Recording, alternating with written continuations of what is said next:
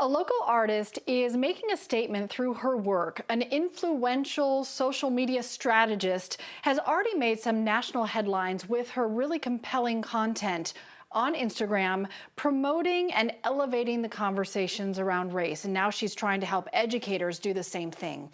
Here's Elwin Lopez. Even when the world isn't blowing up with horrific injustice, art speaks to people in ways that other things cannot.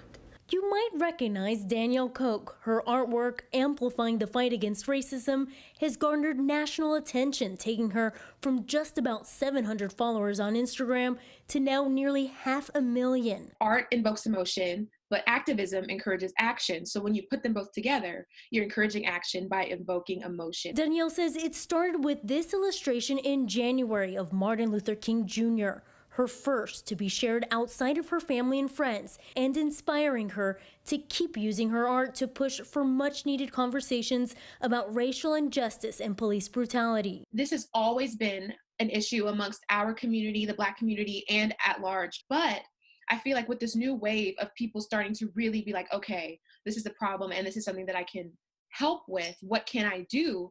My art started to serve as a starting point for them. She sees her art as leading to action. That's kind of really what I push my audience to do, is to not only interact with the art, but find ways in their sphere of influence that they can make a change. She's also using Instagram's new personal fundraiser feature to donate posters of her art to 400 teachers.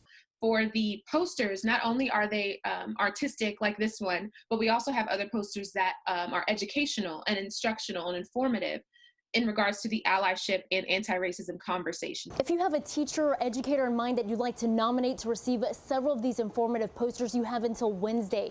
And Cheryl Danielle tells me that she's already received more than $7,000 in donations.